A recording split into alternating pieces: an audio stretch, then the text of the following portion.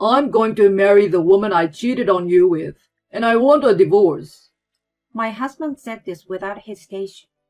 And finally, he said something like this. And because I'm getting married again, I need you to look after my parents. What? I'm counting on you, okay? My mother-in-law, who do not blame her own son for having an affair, and try to depend on me.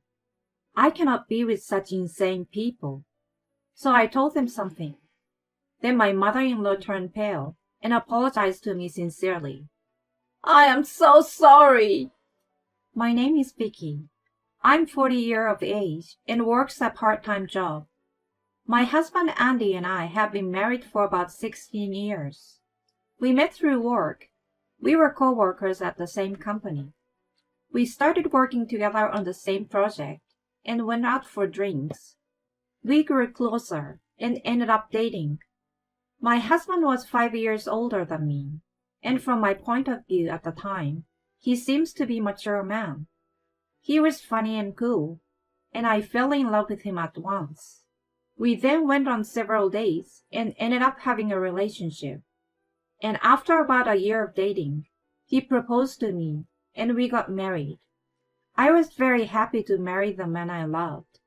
I was only 24 years old at the time, but I still decided to get married, so I guess I really loved him. After that, I was happily married with my husband and working together. Then, after 3 years of marriage, our son Daniel was born.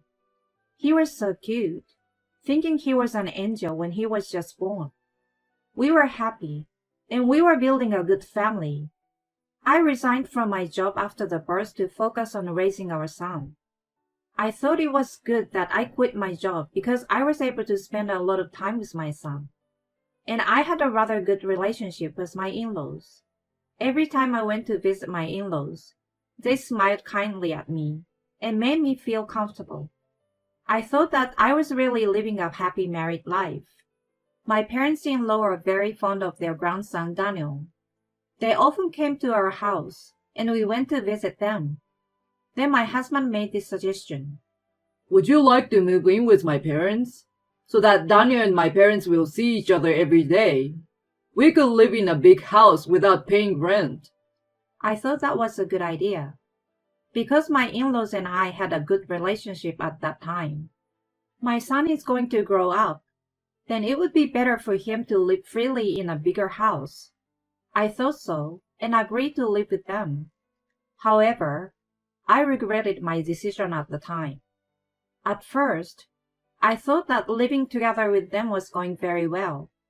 My parents-in-law seemed very happy to be able to live with their grandchildren, and my husband seems relaxed to be back in his parents' house. I tried my best to do housework as a housewife. My parents-in-law and my husband never complained to me. My son grew up to be a good boy, and we all watched him grow up. However, there was something that bothered me. My parents-in-law spoiled my son too much.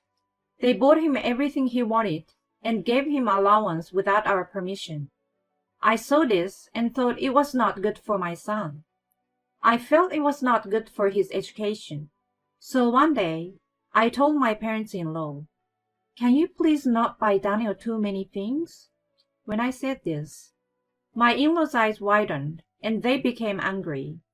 "You are depriving us of a joy of spending time with our grandchild." Do you think you're the only one raising him? They were the ones who yelled at me like that. But as a mother, I wanted to educate him properly, so I didn't take a step back. "I didn't mean it like that. Of course you're free to play with Daniel. I'm just asking you not to buy things for him without permission." You know, if Daniel wanted something, you'd buy it for him, wouldn't you? "Yes, and how will you take the responsibility if we don't buy it, and it makes him sad and he doesn't like us?" It seems that the in-laws buy things for their grandchild because they want him to like them. But what if that makes my son selfish? How are they going to take responsibility? The parents-in-law are very kind. I will explain to Daniel that his grandparents is very kind and loves him. Please don't buy him anything like that. Even though I had said all that, my in-laws did not seem to be convinced. When my husband came home from work, they started talking to him as if it was my fault. Vicky told me not to play with my grandchild. She wants to be alone with him. She wants to fend to him all for herself. I was surprised to hear my in-laws say something completely different, and my husband took them at their word. Hey, what's going on? You're being mean to my mom and dad. Just wait a minute. I didn't do anything like that. I gave my husband a good explanation. I said I wanted them to stop buying him too much stuff for the sake of our child. But my husband believed what my in-laws said, not what I said. Don't be silly. Don't lie to me like that. I'm not lying.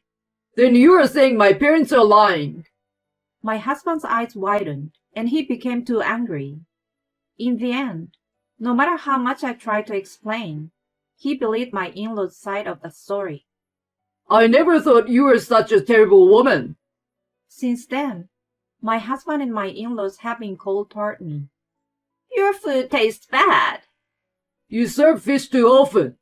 Don't treat us like we're old people, you idiot. Don't bother mom and dad. You really are a useless wife. These are the kind of things my parents-in-law say to me every day. How can they continue to abuse me like that? I think it is mentally exhausting to be abused by people. I even considered divorce. But my son was only about 5 years old at the time. I have been a housewife since my son was born, and I had not worked for a long time. I was also worried about whether I would be able to find a new job. I had no assurance that I would be able to take him with me when I left. In my current situation, my in-laws can take care of him. My husband is likely to decide that he should take him in instead of me because he has a steady salary. Just because I'm not getting along with my in-laws. I didn't want to give up my son. So I had to just bear with it and not get a divorce. They took advantage of the fact that I was not resisting. My in-laws and my husband started to say more and more terrible things to me. They were so abusive to me that I wondered if they were really the same people. So I started not to think of them as people at all. It makes me feel a little better. That's how I lived my hard life day by day. No matter how badly my husband and in-laws treated me, I thought it would be better if I could watch my son grow up by my side.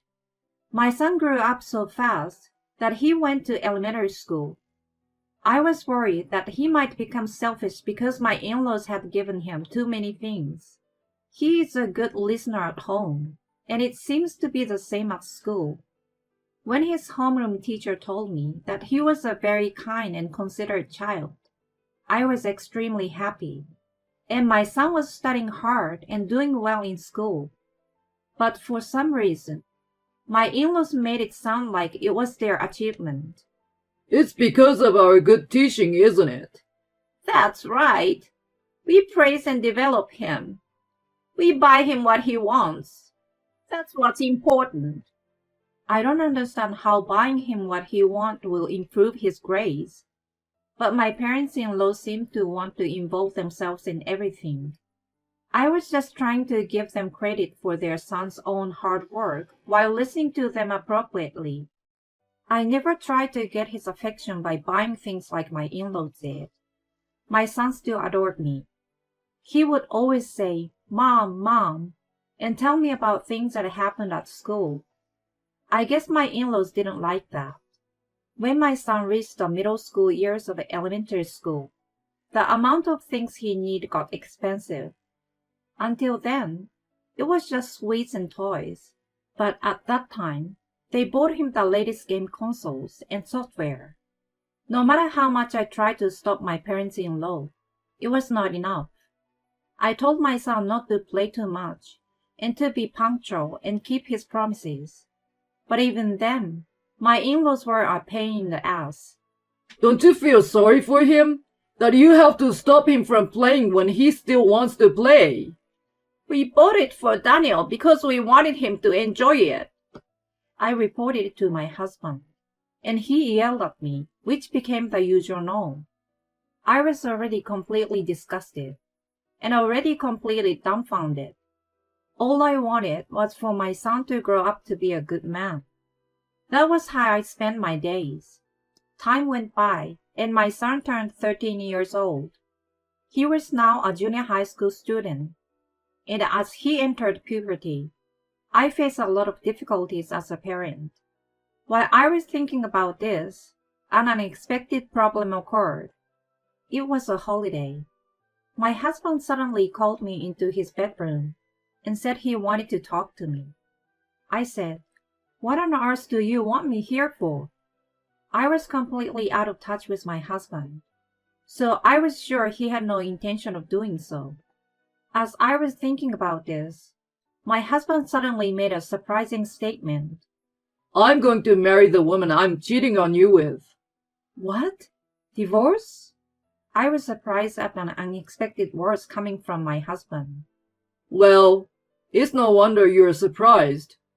I've been trying to keep it from you, but I thought it was time to tell you. My husband said that to me without hesitation. Why did he decide to publicly tell me that he was having an affair? Well, I don't know what a stupid person thinks. And then, he even said something like this. And because I will be marrying someone else, I'm going to ask you to take care of my parents too. What? Wait a minute. We are getting a divorce, right? Then I will have to live with Daniel, won't I? When I said that, my husband said something outrageous. I'm the one who is leaving. What? What do you mean? I'm going to leave this place and start a new married life with my new wife. I'm worried about my parents and the kid, so I'm leaving you in charge of the house. You have a house and you get to live with Daniel, so it's a win-win, right? I was shocked. It was not a win-win situation at all. I was at a loss for words. So I will tell my parents about it right away. My husband said, and suddenly started to head for the living room. I hurried after him. He gave the same explanation to my parents-in-law as he had given to me. I thought they would be angry with him. My in-laws were also crazy people. They said, "Yes, we will miss you, but it can't be helped." I agree. I think it's better for newlyweds to spend time alone together. We'll be fine as long as this woman takes care of us. My in-laws, who don't blame their own son for having an affair, and try to rely on me. If you want to leave, I will make sure you leave Daniel behind. If you want to leave, you're the only one who leaves. I can't be with these insane people. I told them something. Let me tell you something. I can claim alimony because it is my husband's fault, and I'm divorced. And I have a better chance of getting my son. What? What do you mean? Because my husband committed adultery. Isn't it better for him to live with someone who hasn't committed adultery? Wait a minute. So you're living with Daniel? Yes, of course I will. We won't let you. Let's ask Daniel then. My in-laws and my husband said, and went to call my son. They were not going to tell him everything, were they? My son came into the living room. What's wrong? Dad and Mom are getting a divorce. What? So Daniel, how would you like to live here with your grandparents? Such an explanation and question was unfair. I quickly said the important part. You better explain to him that you are divorcing me because of your infidelity. When I said this, my husband and in-laws were in a panic. Daniel is just a junior high school student. Yes, he is. Why are you trying to shock him? My parents-in-law and husband blamed me. But before I could retort, my son opened his mouth. You're the one who caused the shock, aren't you? Why are you all blaming my mother? What? I mean, I could hear you all arguing earlier. You guys are not sure which one I'm going to follow if you get divorced. It's definitely my mother. Daniel, why? Don't you want to live with Grandma and Grandpa? You were nice to me. But you were terrible to my mother, weren't you? To be honest, I couldn't forgive you for that. All of you, Grandma, Grandpa, and Dad. I despised you, and I despised my father for not protecting my mother and blaming her for everything. Despise? My in-laws looked shocked. Anyway, I have one answer. I'm living here with my mother. From now on, I'm going to take care of her. Daniel, I was so happy that my son was on my side. Then my in-laws turned pale and did their best to apologize to me. We are so sorry. I apologize, so please don't leave this house. I don't want my grandchild to leave. My parents-in-law pleaded with me, and my husband. Please, you guys stay here. If you don't stay here, my plan will be ruined. My plan is to live here. My son and I were not going to give in at any cost. Daniel and I will no longer have anything to do with you. We will definitely be leaving this house, I said, and began to pack up our belongings. My son joined me in packing his bag with only what he needed for the time being. Where are you going? My parents' house. If we go to your parents' house, Daniel will have to change schools. That would be a pity. My husband said things like that and tried to keep us here until the end. I would rather change schools than stay here forever. You should first be sorry for what you have done. Do you have any idea how much of the terrible things you have done to your family? My husband is admonished that way by a child who has just started junior high school. I found it hilarious and struggled to hold back my laughter. My husband looked down, his face turning blue. My parents-in-law were so exhausted that they just slumped down on the floor. My son and I left the house, with him by my side, and drove to my parents' house. I then hired a lawyer and demanded a divorce from my husband, alimony and child support. Of course, I also demanded alimony from the adulterer. My husband thought that if we stayed with his parents, he would not have to pay child support. However, everything did not go as planned, and as a result, he had to pay alimony and child support.